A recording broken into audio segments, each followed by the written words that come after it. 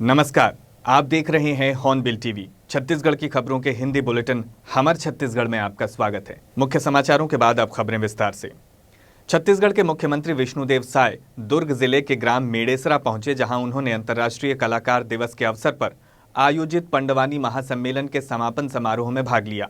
उन्होंने कहा कि ये कला न केवल राज्य की पहचान है बल्कि भारत की सांस्कृतिक विरासत का गौरव भी है। उन्होंने कहा कि पंडवानी के माध्यम से छत्तीसगढ़ के कलाकारों ने विश्व मंचों, न्यूयॉर्क, पेरिस और लंदन जैसे शहरों पर महाभारत की कथाओं को जीवंत कर अंतर्राष्ट्रीय स्तर पर देश को पहचान दिलाई है। कार्यक्रम के दौरान मुख्यमंत्री विष्णुदेव साय ने दुर्ग जिले को कई महत्वपूर्ण सौगातें दी। उन्होंने नागरिक कल्याण महाविद्यालय नंदिनी में स्नातकोत्तर कक्षाएं प्रारंभ करने, ग्राम अछोटी में बीएड महाविद्यालय की स्थापना करने, मेड़ेसरा को आदर्श ग्राम बनाने, सामुदायिक भवन निर्माण के लिए 20 लाख रुपए की स्वीकृति और जिले की सभी पंचायतों में सीसी रोड निर्माण की घोषणा की। इस मौके पर उप मुख्यमंत्री अरुण साव, अहिवारा विधायक डोमन लाल, दुर्ग जिला पंचायत अध्यक्ष सरस्वती बंजारे, दुर्ग महापौर अलका बागमार, धमधा जनपद अध्यक्ष लीमन साहू, अहिवारा के पूर्व अध्यक्ष नटवर ताम्रकार सहित अनेक जनप्रतिनिधि एवं गणमान्य नागरिक मौजूद रहे। पंडवानी गायिका उषा बारले ने कहा कि ये आयोजन छत्तीसगढ़ की लोक कला को संरक्षण और प्रोत्साहन देने का एक महत्वपूर्ण प्रयास है, जिसमें विभिन्न कलाकारों ने अपनी प्रस्तुतियों से दर्शकों को मंत्रमुग्ध कर दिया। आज अंतर्राष्ट्रीय कलाकार दिवस है और सबसे पहले तो हम पूरे प्रदेश भर के कलाकारों को और छत्तीसगढ़ के लोगों को अंतर्राष्ट्रीय कलाकार दिवस की बहुत बहुत बधाई और शुभकामना देते हैं। और आज पंडवानी गायिका पद्मश्री उषा बारले और उनकी पूरी टीम के द्वारा मेड़ेसरा में ये 2 दिवसीय महासम्मेलन का आयोजन किया गया था और आज उसका समापन हुआ है। समापन समारोह में हम सब लोग भाग लिए हैं और भारी संख्या में आज कलाकार भी यहाँ पर उपस्थित हैं और कला के प्रेमी भी उपस्थित हैं। हमारे डिप्टी सीएम श्री अरुण साव जी वो भी उपस्थित हैं। हमारे क्षेत्र के लोकप्रिय विधायक जिनको अभी अभी अनुसूचित जाति विकास प्राधिकरण में उपाध्यक्ष बनाए हैं, कैबिनेट मंत्री का दर्जा दिए हैं, श्री डोमनलाल कोरसेवाड़ा जी, वो भी हमारे पिछड़ा वर्ग विकास प्राधिकरण के उपाध्यक्ष आदरणीय ललित चंद्राकर जी, सबकी उपस्थिति में ये बहुत अच्छे से समारोह का समापन आज हुआ है। और हम लोग छत्तीसगढ़ में कला को और आगे बढ़ाने के लिए चित्रोत्पला फिल्म सिटी का निर्माण करने जा रहे हैं। इसमें बजट का आवंटन भी हो चुका है और जो भी हम लोग का सौभाग्य है कि पंडवानी के माध्यम से छत्तीसगढ़ का नाम देश में नहीं विदेशों में भी रोशन हुआ है। और हम झाड़ूराम देवांगन जी, आपके तीजन भाई और लक्ष्मी बंजारे, ये सबको भी नमन करते हैं। तीजन भाई तो बहुत देश विदेश में पंडवानी के माध्यम से छत्तीसगढ़ का नाम रोशन किए हैं। आज उषा बारले कर रही हैं। ऐसे सभी कलाकारों को भी बहुत बहुत धन्यवाद देते हैं और इनका कैसे आगे विकास होगा इसके लिए सरकार चिंता करेगी। छत्तीसगढ़ में ट्रक चालक हड़ताल पर है, क्या बहुत दिन के सपना में रोवत चलत रहे, गुलत रहे, गुनगुनावत रहे, कैसे होई का होई। मोर इच्छा बने रही से जौन दिन मोला पद्मश्री मिलिस ना, वही दिन की इच्छा बने रही से कि मोर छत्तीसगढ़ के विधायक मन, मंत्री मन और मुख्यमंत्री मन सब जन मोला मानव सम्मान दे के इतने दूर पहुँचाए रही। तो मैं यदि पद्मश्री लेके आऊँ तो महू इकर मन के मान सम्मान जैसे बनी तैसे करूँ के मोर दिमाग में रही। आज बड़ा गौरवान्वित के दिन है, जगह खोजत रहे, टाइम खोजत रहे, समय खोजत रहे, लगन खोजत रहे। तो आज धन्य है 25 तारीख के अंतर्राष्ट्रीय कलाकार दिवस के उपलक्ष्य में हमारे विधायक ला, मंत्री ला और मुख्यमंत्री ला सबो झन ला बुलाया। तो हम अपन सपना ला साकार करें, कलाकार मन के सपना साकार करें। एक उपलक्ष्य में 2-4 कलाकार ला कौन का पूरा 50 टीम कलाकार टोटल पंडवानी के कलाकार आके 2 दिवस से 24 और 25 रंगारंग कार्यक्रम ग्राम मेरे शर्म में बढ़िया देन और मुख्यमंत्री आइस हमार मन के कला और जत्था ला देख के हमार मन के प्रयास ला देख के बहुत खुश हो गए। हमारे बहुत शाबाशी दी और हमार मांग भी रखे हैं कि हमार कलाकार मन पर पेटी तबला दे दे साहब के हाउ किस और हमार प्रशिक्षण स्कूल खोलबो के जगह दे दे के तो जगह ला दे बर भी वो हाउ किस। तो ऐसा हमारे मुख्यमंत्री ला दुलारवा बेटा ला बहुत बहुत धन्यवाद देता हूँ। जय भारत, जय छत्तीसगढ़, जय हिंद। प्रदेश में इस बार धान खरीदी 15 नवंबर से शुरू होने जा रही है, लेकिन इससे पहले ही सहकारी समितियों के कर्मचारियों ने आंदोलन की तैयारी शुरू कर दी है। छत्तीसगढ़ सहकारी समिति कर्मचारी महासंघ और समर्थन मूल्य धान खरीदी ऑपरेटर संघ ने अपनी 4 सूत्रीय मांगों को लेकर धान खरीदी का बहिष्कार करने का ऐलान किया है। संघ ने चेतावनी दी है कि यदि शासन ने जल्द उनकी मांगों पर निर्णय नहीं लिया तो 12 नवंबर से अनिश्चितकालीन हड़ताल शुरू कर दी जाएगी। संघ के पदाधिकारियों का कहना है कि उनकी चारों मांगें खाद्य एवं सहकारिता विभाग से जुड़ी हैं, जिन पर वर्षों से कोई ठोस कार्रवाई नहीं की गई है। पिछले वर्ष भी धान खरीदी से पहले कर्मचारियों ने आंदोलन किया था, जिसके बाद शासन ने आश्वासन देकर आंदोलन समाप्त कराया था, लेकिन 1 साल बीत जाने के बाद भी वादे पूरे नहीं किए गए, जिससे कर्मचारियों में गहरा आक्रोश है। महासंघ ने कहा है कि चरणबद्ध आंदोलन की शुरुआत की जाएगी। यदि शासन ने इस बीच कोई पहल नहीं की तो आगामी धान खरीदी सीजन का पूर्ण बहिष्कार किया जाएगा। आंदोलन में प्रदेश भर के सभी सहकारी समिति के कर्मचारी शामिल रहेंगे। हमारी मांगे ठीक सर आ गए।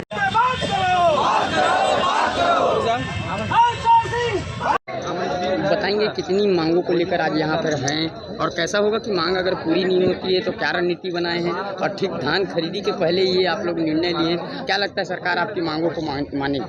हमारी जो मांग है जो लगातार चलती आ रही है, 3 मांग हमारे पास। एक और मांग जुड़ा है हमारे पास ऑपरेटर साथियों लोग का, क्योंकि ऑपरेटर साथियों को जो प्लेसमेंट के तरीके से भर्ती किया जा रहा है अलग से ठेकेदारी के माध्यम से, उसको लोग हटा दिया। हम लोग बोल रहे हैं कि उसको 18 वर्ष से जितने समय हम लोग अमूल्य समय हम लोग को दिए हैं, समिति में कार्य कर रहे थे, लेकिन वो 18 वर्ष के बाद इनको जब एकाएक हटाया जाएगा तो कहाँ जाएंगे, परिवार इनका कहाँ जाएगा, बिखर जाएगा। तो हम चाह रहे हैं कि हमका जो इनका प्लेसमेंट करके एक विभाग तय करके इनको एक अच्छा से लगातार कार्य कराएं विभाग के द्वारा माध्यम से। हमारी जो मांग है पहले से चलती आ रही है कि हमको जो 3 लाख रुपए समिति को देना है कार्य के माध्यम से, क्योंकि मध्य प्रदेश शासन देती है और मध्य प्रदेश शासन दे रही हुई, हम छत्तीसगढ़ शासन भी चाह रहे हैं कि 3-3 लाख रुपये वेतन अनुदान मिलना चाहिए। दूसरी मांग जो है हमारे पास ये है कि जो कि विक्रेता साथीगण हैं वो भी कार्य कर रहे हैं, उनको भी सुखद के माध्यम से परेशान है, क्योंकि उनको 1 कुंटल 500 ग्राम सुक्ति देना चाहिए और 3000 रुपये प्रति जो तौला के हिसाब से उनको राशि देना चाहिए दुकान के हिसाब से। और हमारी जो है तीसरी मांग ये है कि जो बैंक में भर्ती का नियम है, बैंक भर्ती जो नियम है वो गलत तरीके से हो रहा है, क्योंकि बैंक अपनी भर्ती कर चुका है 50%। 2018 के सेवा नियम के आधार से 50% समिति कर्मचारियों को भर्ती करना है उनको, जो तृतीय वर्ग 4th वर्ग के कर्मचारी हैं उनको उस माध्यम से उनको भर्ती किया जाए। और जो लोग हैं हमारे पास आज भी कार्य कर रहे हैं, 50 वर्ष से हो गया है, 60 वर्ष हो रहा है, रिटायर के माध्यम से उनका उम्र खत्म हो गया है, वो क्या करेंगे समिति, इसलिए उसको नया तरीके से भर्ती किया जाए। मांगे पूरी नहीं होती है हाँ। तो आगे आपकी क्या रणनीति है?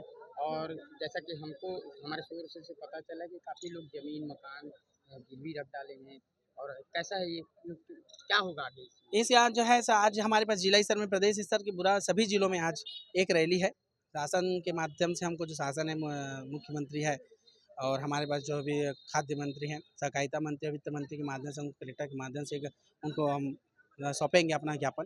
दूसरी मांग 28 तारीख को जिला स्तर संभाग स्तर से है। 28 तारीख को संभाग स्तर में पूरी तरीके से सभी जितने संभाग के जिले आते हैं वो सभी कर्मचारी यहाँ उपस्थित होकर एक रैली उनके माध्यम से, कलेक्टर के माध्यम से उनको दिया जाएगा। अब हमारी जो मांग अगर पूरी नहीं होती, सरकार हमारी मांग को पूरा नहीं करता है, तो 3 तारीख से संभागीय अनिश्चितकालीन हड़ताल शुरू हो जाएगी। अपना परिचय कमलकांत पाटनवार, जिला सहकारी कर्मचारी संघ जिलाध्यक्ष दासपुर। बताएंगे आज यहाँ पर बैठे हुए हैं अपनी मांगों को लेकर, और यही मांग जो है मध्य प्रदेश सरकार ने कब का लागू कर दिया है, तो क्या ऐसा लग रहा है कि छलावा है आप लोगों के साथ? और ठीक खरीदी के पहले ये सब चीज़ हो रही है, किसानों को कितना नुकसान होगा, आप लोगों को क्या क्या नुकसान हो रहे हैं, ये सब चीज़ अगर जारी नहीं हो रहा है? ये मध्य प्रदेश सरकार जो है वेतन अनुदान कर्मचारियों के लिए पिछले 5 वर्ष से अधिक का समय हो गया है अपने समिति के कर्मचारियों को दे रहे हैं, और यही मांग हम यहाँ सरकार को बोल रहे हैं कि आप भी हमें 3 लाख कम से कम वेतन अनुदान दीजिए। और सरकार जो है गोलमोल जवाब दे रही है और मांग को पूरा नहीं कर रही है। धान खरीदी से किसानों को कोई नुकसान नहीं है, सिर्फ कर्मचारियों को नुकसान है। जो कर्मचारी अपने स्वयं के मेहनत से, अपने घर के पैसे से वो जीरो शार्टेज देती है, ये विकट परिस्थिति आ जाती है। तो सरकार से हमारा मांग है कि हमको भी अपना ही नागरिक जान करके हमारी मांग को पूरी करें। अगर आप लोगों की जो मांग रखे हैं, अगर ये पूरी नहीं होती तो आगे क्या रणनीति है, किस तरह से मांगे मंगवाएंगे आप? हम जो है मांग अपना रखे हैं, 4 सूत्री मांग है। एक तो सुखद, संपूर्ण सुखद, जब उठाव नहीं करती है तो। दूसरा जो है बैंक के भर्ती में 50% हमको भर्ती दिया जाए। उसके बाद कर्मचारी जो हमारे कंप्यूटर साथी है उनको आउटसोर्सिंग जो भर्ती के माध्यम से बाहर किया जा रहा है तो उनको ना किया जाए। और उसके बाद हम ये चाहते हैं कि हम सभी को पूर्ण रूप से सुरक्षित रखते हुए धान खरीदी का कार्य जो है उनसे हमको पृथक रखें और अपने विश्वसनीय कर्मचारियों से धान खरीदी करवा लें। और यदि सरकार हमारी मांग को पूरी नहीं करती है तो इस बार पिछले बार तो प्रबंधकों का अलग आंदोलन चलता था, ऑपरेटरों का अलग आंदोलन चलता था। इस बार जो है संपूर्ण कर्मचारी साथी जो समिति के हैं कर्मचारी, चाहे वो ऑपरेटर हो, चौकीदार हो, भृत्य हो या प्रबंधक हो, लिपिक हो, विक्रेता हो, सभी तालाबंद जो हड़ताल है समिति में पूर्ण रूप से हम काम नहीं करेंगे। ये जो हड़ताल की योजना है, ये आप लोगों ने पहले क्यों नहीं की? क्यों ठीक धान खरीदी जब राज्य शासन ने तारीख ऐलान कर दिया है उसके बाद कर रहे हैं? ऐसा क्या है, कोई भी आंदोलन जब लंबा चलता है तो वो सफल होने की गारंटी नहीं रहती है। तो आंदोलन सटीक समय में हो, जब सरकार को लगता है कि प्राथमिकतापूर्ण कोई काम हो रहा है तभी सरकार जो है जागती है। पहले से करने से उनके कान में जू तक नहीं रेंगती। इसलिए हम धान खरीदी के समय को हम चयन किए हैं। आज एक दिवसीय ज्ञापन रैली है, 28 को संभागीय स्तरीय ज्ञापन रैली है और 3 तारीख से पूर्ण रूप से समिति में तालाबंद हड़ताल रहेगी, जिसमें सभी कर्मचारी साथी जो है इस आंदोलन में शामिल रहेंगे। आदेश जारी हुआ कि जितने भी धान खरीदी केंद्र है सभी को डिजिटल किया जाएगा, इसके बारे में आप क्या कहेंगे? डिजिटल तो करवा रहे हैं, हमसे हर काम ले रहे हैं, डिजिटलीकरण हो रहा है। लेकिन जो है जितना हम मेहनत कर रहे हैं डिजिटलीकरण, हमको उतना साधन भी उपलब्ध नहीं कराती। अपने साधन से सभी सोसाइटी में हम अपने खर्चे से नेट की व्यवस्था करते हैं और कंप्यूटरीकृत यदि हो रहा है तो हमारे लिए हाई क्वालिटी का नेट की उपलब्धता होना चाहिए, जो नहीं हो पाता। उसके बाद भी हम कहीं न कहीं करके रात जाग करके सरकार का जो काम है उसको कर रहे हैं। उसके बाद भी हम असली जो हमको प्रोत्साहन मिलना चाहिए सरकार के द्वारा, उससे हम वंचित हैं। रुद्रदत्त तिवारी, जिला महासचिव सहकारी समिति कर्मचारी संघ बिलासपुर। बैकुंठपुर सहकारी समिति कर्मचारी संघ ने भी बैकुंठपुर में रैली निकालकर तहसीलदार अमृता सिंह को मुख्यमंत्री के नाम ज्ञापन सौंपा। संघ ने चेतावनी दी है कि यदि शासन ने उनकी मांगों पर निर्णय नहीं लिया तो आगामी धान खरीदी सीजन में वे आंदोलन को तेज कर देंगे। सहकारी समिति कर्मचारी संघ के पदाधिकारियों ने बताया कि धान खरीदी के दौरान धान सूखत की राशि की वसूली का दबाव समितियों पर बनाया जा रहा है, जो अनुचित है। कर्मचारियों ने मांग की है कि सूखत राशि की वसूली समितियों से न की जाए। विगत वर्षों में जो धान में सूखत हुई, लेटर जारी होने के प्रशासन के लेटर जारी होने के बाद भी उस पर अमल नहीं किया गया। जो संपूर्ण सुखद धान को भरपाई के लिए समितियों के ऊपर आरोपित किया गया है, जिसमें बार बार लेटर दिया जा रहा है कि आप ये जो सुखद की राशि है उसकी भरपाई करें। ये पहला हो गया। दूसरा है कि हमारी जो मध्य प्रदेश शासन है उसमें प्रबंधकीय व्यय हेतु 3-3 लाख रुपए प्रति समितियों को दिया जाता है। वही मांगे हमारी भी है कि हमारे भी प्रदेश में ये प्रत्येक समितियों को 3-3 लाख रुपए प्रबंधकीय व्यय प्रदान करें। और चौथा है हमारा कि जो ये इस वर्ष हमारे 25-26 धान खरीदी में कंप्यूटर ऑपरेटर की भर्ती के लिए आउटसोर्सिंग का जो किया गया है, ऑर्डर किया गया है और 4 कंपनियों को इसमें इन्वॉल्व भी किया, ऑर्डर भी कर चुके हैं, जिसके विरोध में हम लोग ये प्रदर्शन कर रहे हैं कि ये आउटसोर्सिंग प्रक्रिया को बंद करें। हम लोग का 4 सूत्रीय मांग है, जिसमें प्रमुख रूप से जो विगत वर्षों में धान खरीदी तो समिति से करवा लिया जाता है, लेकिन इसके बाद जो धान में सुखत आता है उसके लिए समिति कर्मचारियों को दोषी माना जाता है। तो हमारा प्रदेश के मुख्यमंत्री जी से मांग है कि जो धान में सुखत आ रहा है उसके लिए कोई नीति बनाया जाए। अन्यथा की स्थिति में हम लोग धान खरीदी करने में असमर्थ हैं। दूसरा मांग है हमारा, जो मध्य प्रदेश में वेतन अनुदान दिया जा रहा है 3-3 लाख समितियों को, और वो हमारा छत्तीसगढ़ में नहीं प्राप्त हो रहा है, तो उस पर भी ध्यान दें। और हमको भी अन्य प्रदेश के अनुसार हमारे भी जिला में प्रदेश में 3-3 लाख रुपए पैसा उपलब्ध कराया जाए समितियों को। और तीसरा है, हमारे एक सेवा नियम बना है 2018 में, जिसमें संशोधन कराने की आवश्यकता है, जिसकी वजह से हमारे कर्मचारी आज भी 4,000, 5,000, 7,000 वेतन ले रहे हैं, जो कि आज के महंगाई में बहुत ही कम है। उस पर संशोधन करना आवश्यक है। और चौथा मांग है हमारा, जो है ऑपरेटरों का जो अभी आउटसोर्सिंग से किया जा रहा है, उसका पूर्णतः विरोध किया जा रहा है कि आउटसोर्सिंग से ना लिया जाए। जो हमारे ऑपरेटर बंधु हैं, जो कोई 8 साल, 10 साल, 12 साल से लगे हुए हैं, उन पर ध्यान जाए, उनको ही रखा जाए। आउटसोर्सिंग के माध्यम से यहाँ नियुक्ति ना किया जाए। पूरी नहीं होती है तो आप क्या करेंगे? मांग पूरी नहीं होगी तब तक हम लोग धरना प्रदर्शन करेंगे, हड़ताल करेंगे। और शासन को जब तक हमारी बात नहीं पहुंचेगी तब तक हम पहुंचाने का प्रयास करेंगे। और हमारी मांग जायज है, इसलिए हम शासन से निवेदन करेंगे, प्रशासन से निवेदन करेंगे कि मांग पूरा करें हमारी। 6 दिन बाद धान खरीदी चालू हो जाएगी, आप लोगों ने उचित समय जानबूझ के चुना है? नहीं, 6 दिन नहीं, अभी 15 दिन से। और ये मांग हमारे लंबित है, 1 साल से मांग है, और उसको हम लोग निरंतर दिया जा रहा है, हमारे द्वारा ज्ञापन समय पे दिया जा रहा है। लेकिन अभी तक धान खरीदी आने वाला है और अभी तक हमारा सुनवाई नहीं हो रहा। इसलिए हम लोग नहीं चाहते हैं कि धान खरीदी हो, और करे तो शासन करे, क्योंकि हम लोग करने में असमर्थ हैं। अगर शासन में सुखत आएगा तो हमको जेल जाना पड़े, उससे बढ़िया हम धान खरीदी से दूरी बनाना चाहते हैं। हमको धान खरीदी ना करवाया जाए शासन द्वारा। नहीं, अगर हमारी मांगों को नहीं माना जाता है तो धान खरीदी करने में हम लोग असमर्थ हैं। गरियाबंद के कंप्यूटर ऑपरेटर संघ ने भी गांधी मैदान में 1 दिवसीय धरना प्रदर्शन किया। धरने के बाद कर्मचारियों ने जिला प्रशासन को ज्ञापन सौंपा और चेतावनी दी कि यदि उनकी मांगों पर शीघ्र निर्णय नहीं हुआ तो 12 नवंबर से अनिश्चितकालीन हड़ताल शुरू कर दी जाएगी। 28 अक्टूबर को प्रदेश स्तरीय महाहुंकार रैली, 3 से 11 नवंबर तक संभाग स्तरीय आंदोलन और 12 नवंबर से शासन के निर्णय तक हड़ताल की घोषणा की गई है। किन मुद्दों को लेकर रैली निकाली जा रही है और क्या क्या है आपकी प्रमुख मांगे? हम लोगों की 4 सूत्री प्रमुख मांगे हैं, जिसमें पहला है कि जो धान का सूखत होता है वो समिति को तत्काल जारी किया जाए और नियत तिथि तक धान उठाव होना चाहिए। इसके बाद अगर सुखत आता है तो वो सुखत पूरा शासन मान्य करना चाहिए। हम समिति कर्मचारियों के खिलाफ FIR होता है, ऑपरेटरों के खिलाफ FIR होता है, जो कि गलत है। दूसरा मांग ये है कि जो डाटा एंट्री 18 साल से कार्यरत है, उनको आउटसोर्सिंग के माध्यम से नियोजन किया जा रहा है और जो 12 माह शासन द्वारा तनख्वाह दिया जा रहा था उसको घटाकर 6 माह दिया जाए करके आदेश जारी किया गया है, जो पूर्णतः गलत है। हम इसका विरोध करते हैं। तीसरा मांग यह है कि सोसाइटी में इतने सारे कर्मचारी कार्यरत हैं मगर वेतन के लाले पड़ गए हैं। मध्य प्रदेश सरकार के तर्ज में 3-3 लाख रुपए प्रबंधकीय अनुदान दिया जाना चाहिए, जिससे हमारा भी जीवन यापन सुधर सके, हमारे भी बाल बच्चे आगे बढ़ सके। चौथा अनुदान यह है कि हमारे सेवा नियम में संशोधन किया जाए, सेवा नियम में संशोधन किया जाना चाहिए ताकि हमारे भविष्य निधि सुरक्षित हो और भी कई प्रकार की मेडिकल सुविधाएं हमें उपलब्ध हो। आंदोलन के क्या रूपरेखा बनाए हैं? आंदोलन हम लोग का अभी।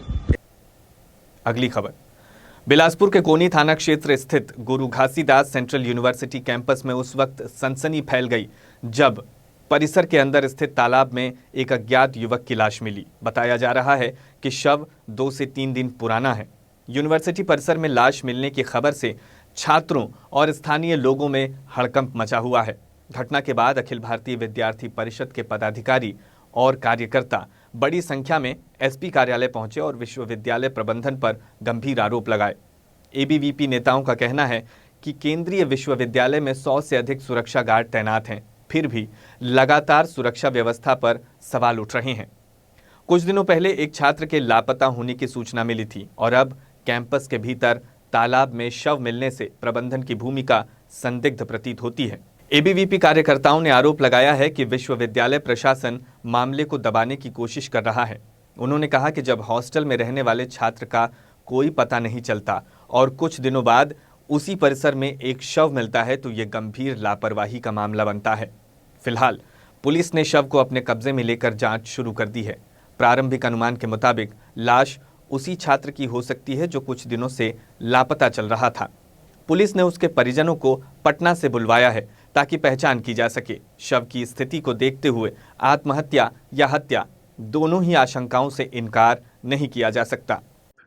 हम लोग एसपी सर से मुलाकात करने आए और एक बेहद संगीन और गंभीर मामले पे हम लोग उनसे मुलाकात करने आए। कुछ दिन पहले ही विश्वविद्यालय प्रशासन ने एकमात्र केंद्रीय विश्वविद्यालय गुरु घासीदास केंद्रीय विश्वविद्यालय में एक लाश मिलती, एक लापता लाश मिलती है और बेहद आपत्तिजनक स्थिति में मिलती है। और उसकी स्थिति को आप इस मामले से समझिए कि उसके फोटो वायरल हुए, आप मीडिया जगत तक भी पहुंचा होगा कि वो बेहद गंभीर अवस्था में है। उसके पोस्टमार्टम अभी तक नहीं होता है, पोस्टमार्टम नहीं होता, विश्वविद्यालय प्रशासन द्वारा पुलिस को अवगत नहीं कराया जाता इतने दिनों के बावजूद। वहाँ के सुरक्षा अधिकारियों से जब हमारे कार्यकर्ताओं द्वारा या फिर प्रशासन के कुछ अधिकारियों से हमारे कार्यकर्ताओं द्वारा बात करने का प्रयास होता है, वहाँ की स्टूडेंट का बात करने का प्रयास होता है, तो उन लोग को खुद सूझ नहीं रहता, हम लोग को नहीं मालूम बोला जाता है। और ये एकमात्र घटना नहीं है, ये लगातार उस केंद्रीय विश्वविद्यालय प्रशासन की ओर से हो रहा है, लापरवाही बढ़ती जा रही है।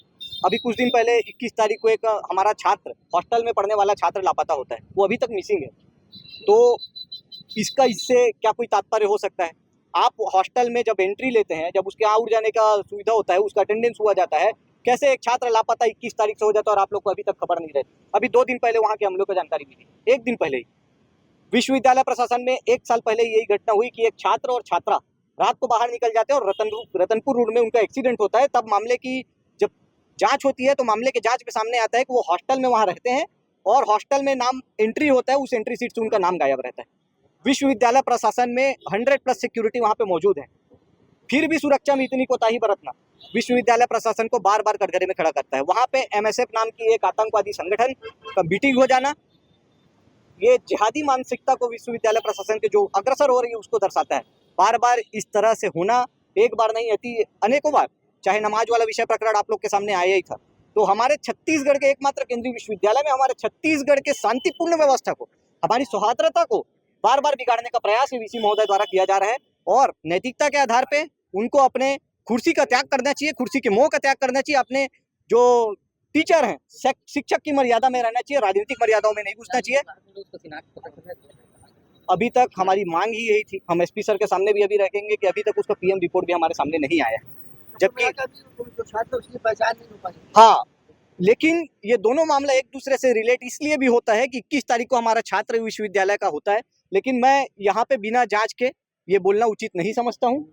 लेकिन मैं बार बार आपसे बोल रहा हूँ, आप मीडिया जगत के माध्यम से बोल रहा हूँ कि विश्वविद्यालय प्रशासन को और हमारे कुलपति महोदय को नैतिकता के आधार पर अपनी कुर्सी छोड़ना चाहिए, मोह छोड़ना चाहिए और विश्वविद्यालय प्रशासन को अच्छे से चलाना चाहिए, हमारी सौहार्दता को बिगाड़ने का काम नहीं करना चाहिए।